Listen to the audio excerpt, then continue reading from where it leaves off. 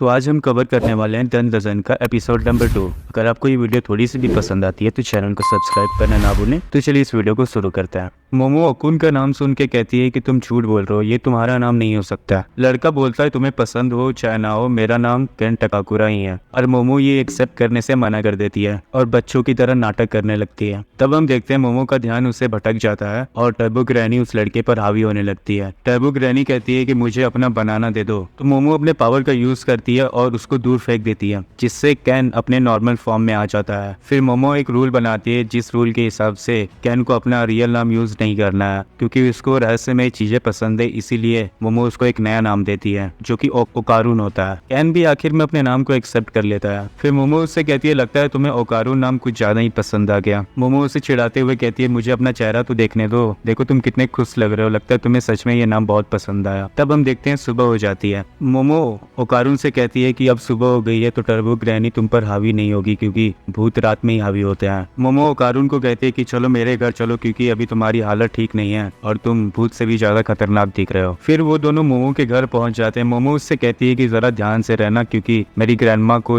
लड़के ज्यादा पसंद नहीं है और वो मेरे पिछले बॉयफ्रेंड को लगभग मार ही दी थी। ओकारून कहता है कि तुम्हें ये बात पहले मुझे बतानी चाहिए थी। ओकारून जैसे ही वो गेट के अंदर पहुंचने वाला होता है तभी उसके बॉडी में आग लग जाती है और मोमो उसे उठाकर बगल में एक पानी की झील में फेंक देती है। तब वो गेट के ऊपर देखती है तो उसे पता चलता है कि एनर्जी बैरियर अभी एक्टिवेट है, तो वो उसे डीएक्टिवेट कर देती है। देन ओकारून से कहती है कि अब तुम अंदर आके देखो। तो ओकारून अभी संभल कर अंदर आ जाता है। मोमो ओकारून से पूछती है क्या तुम ठीक हो? ओकारून कहता है कि मेरी बॉडी में कुछ गुदगुदी सी फील हो रही है। तो मोमो उसको चिढ़ाते हुए कहती है कि देखो तुम्हारे बाल तो कैसे लग रहे हैं, एकदम तुम बूढ़ी औरत की तरह लग रहे हो, क्योंकि ओकारून जब चल रहा था तो उसके बाल भी चल गए थे थोड़े बहुत। देन हम देखते हैं नेक्स्ट सीन में ओकारून मोमो के घर में एंटर करता है। मोमो अपनी ग्रैंडमा को खोज रही होती है पर उसकी ग्रैंडमा घर पे नहीं होती है। फिर मोमो ओकारून को अपने रूम में इनवाइट करती है तो ओकारून शर्माते हुए कहता है कि बस तुम्हारे पीछे पीछे ही मैं आ रहा हूँ। मोमो ओकारून से कहती है कि दरवाजे बंद कर दो, मैं अंदर चेंज करने वाली हूँ। ओकारून जैसे ही दरवाजा बंद करके बाहर जाता है ग्रैनी उस पर हावी हो जाती है और जब मोमो कपड़े चेंज ही कर रही होती है तभी ओकारून दरवाजा खोलकर अंदर आ जाता है। मोमो उसको अपने पावर से पीछे फेंक देती है और कहती है कि तुम दरवाजे के बाहर रहो और इधर मत देखना। मोमो अपने कपड़े चेंज कर लेती है और फिर ओकारून को भी कुछ कपड़े देती है ताकि वो भी चेंज कर ले। देन उससे पूछती है कि ये बताओ कि बिना डिंगडोंग के कैसा लगता है। तो वो उससे कहता है कि तुम ही बताओ कि बिना डिंगडोंग के कैसा लगेगा किसी को। मोमो कहती है कि ग्रैनी ने कहा था कि वो तुम्हारा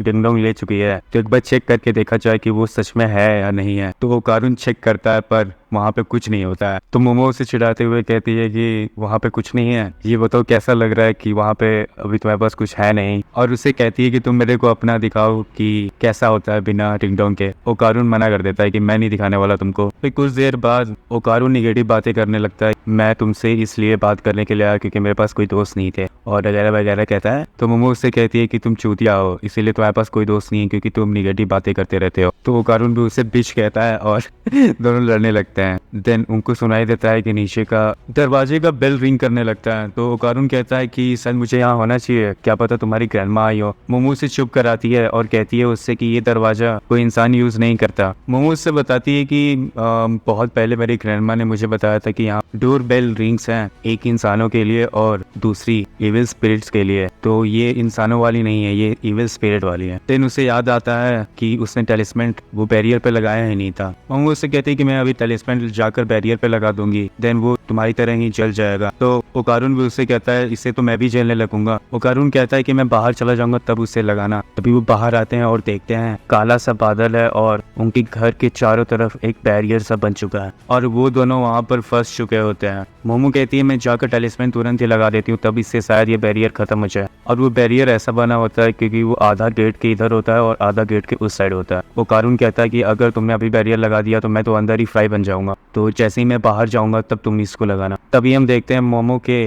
नाक से ब्लड आने लगता है और उस साइड ओकारून के भी नाक से ब्लड आने लगता है और वो कहता है मोमो प्लीज मेरी हेल्प करो, और चारों तरफ ब्लैक स्मोक फैलने लगता है। मोमो सोचती है कि शायद ये इसी ब्लैक स्मोक के वजह से हो रहा है। और तभी हमें ऊपर एक बहुत बड़ा जायंट मॉन्स्टर दिखाया जाता है और वो मोमो से कहता है कि मैंने तुम्हें ढूंढ लिया। और वो कहता है कि तुम लोग बहुत बुरे इंसान हो, तुम लोगों ने अपना प्रॉमिस नहीं रखा, और उन दोनों पर हमला कर देता है। और तभी हम देखते हैं कि मोमो और ओकारून डर के भागने लगते हैं। ये बहुत फनी एनीमे है यार, एक बार तुम सबको देखनी चाहिए। और वो मॉन्स्टर पीछे से हमला कर देता है, जिसके वजह से वो दोनों बहुत दूर जाके गिरते हैं। वो मॉन्स्टर हमला करते हुए कहता है कि तुम दोनों मुझे अपना बनाना दे दो। मोमो ओकारुन से पूछती है कि ये किस तरह का इविल स्पिरिट है। मोमो कहती है ये बनाना मांग रहा है। ओकारुन ये बताओ कहीं तुम्हारे पास दो बनाना तो नहीं है। ओकारुन कहता है कि मेरे पास तो एक ही बनाना था जो कि ग्रैनी ने ले लिया है, और ये एक इविल स्पिरिट नहीं बल्कि ये एक एलियन है। वो उससे बताता है कि ये एक फ्लैटवुड मॉन्स्टर है, एंड देन वगैरह वगैरह बताता है कि ये लोग कहाँ से आए हैं। देन हम देखते हैं मॉन्स्टर अपने मुंह से फिर से ब्लैक कलर का स्मोक छोड़ने लगता है। मोमो कहती है शायद वो कल वाले एलियंस ने भेजा जो हॉस्पिटल में मेरे को किडनैप कर लिए थे, और बताती है कि मैं अपने कर्स को कंट्रोल नहीं कर सकती हूँ। तो हम दूसरे साइड देखते हैं कि ग्रैनी ओकारुन पे हावी होने लगती है, और तभी वो मॉन्स्टर जहाँ वो खड़े होते हैं वो घर उड़ा देता है। देन वो दोनों दूसरे साइड भाग कर जाते हैं। मोमो अपने पावर का यूज करके ग्रैनी को फिर से अपने कंट्रोल में करती है। ओकारुन उससे कहता है कि मैं उस चीज से लड़ूंगा। वो कहती है कि ग्रैनी को कंट्रोल में आने दो, देन मैं अपने दिमाग को कंसंट्रेट करके मैं ग्रैनी की जगह ले सकता हूँ एंड उसकी पावर को यूज कर सकता हूँ। देन तभी वो एलियन भी उन पे हमला कर देता है। देन ओकारुन का पावर भी अनलिश हो जाती है, जिससे वो ग्रैनी को कंट्रोल कर पाता है। ये मोमेंट बहुत कूल होता है गाइस, इससे एक बार देखना जरूर। ओकारुन कहता है कि मेरे अंदर पावर हर तरफ से बह रही है, और वो फिर से डिप्रेसिंग बातें करने लगता है। तो मोमो कहती है कि अभी कंसंट्रेट करो उस मॉन्स्टर को मारने पर, और तभी मॉन्स्टर उनके पीछे आ जाता है और वो मॉन्स्टर ओकारुन पे हमला कर देता है, और ओकारुन उसकी सारी उंगलियां काट देता है। देन मॉन्स्टर दोबारा उस पे हमला करता है, जिससे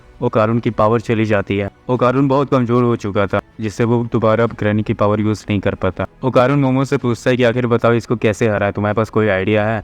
मोमो कहती है कि मुझे अगर पता होता तो हम लोग यहाँ पे ऐसे लड़ नहीं रहे होते, हम लोग कब कब उसे हरा दिए होते। मोमो के दिमाग में आइडिया आता है कि ये एक तरह का सूमो मॉन्स्टर है और ये सूमो स्टाइल में लड़ रहा है, तो हमें बस एक काम करना है कि इसके हाथों को जमीन पे टच कराना है, जिससे ये हार जाएगा। देन दोनों रेडी होते हैं उस पर हमला करने के लिए। ओकारुन बहुत स्पीड में जाकर उस मॉन्स्टर का एक पैर तोड़ देता है, जिससे वो नीचे गिरने वाला होता है, पर उसका एक ही हाथ टच होता है, जिससे वो डिसअपियर हो जाता है। देन वो उल्टा होकर सीधा हो जाता है। आई नो एक वियर्ड है, लेकिन वो उल्टा होकर सीधा ही होता है। और वो मॉन्स्टर मोमो पे हमला कर देता है और उसे बैरियर के पास जोर से मारता है, जिससे वो दीवार में जाके लड़ जाती है, और वो उस पर लगातार हमला करते ही जाता है, जिससे दीवार के अंदर इतना बड़ा डेंट बन जाता है, जिसके वजह से इतना स्पेस हो जाता है जिसके कारण वो बैरियर लगा पाती है और मॉन्स्टर डिसअपियर हो जाता है। देन हम वो देखते हैं बैरियर गायब हो चुका होता है, और मोमो काफी टीजी फील कर रही होती है और वो बेहोश हो जाती है। तभी ग्रैनी ओकारुन पर हावी हो जाती है और वो मोमो को खाने वाली होती है। तो इसी के साथ ये एपिसोड खत्म हो जाता है। अगर आपको ये वीडियो थोड़ी सी भी पसंद आई है तो चैनल को सब्सक्राइब करना मत भूलना। कमेंट सेक्शन में बताना कौन सा पार्ट अच्छा लगा, और इस वीडियो को लाइक कर देना। तब तक के लिए टाटा बाय बाय।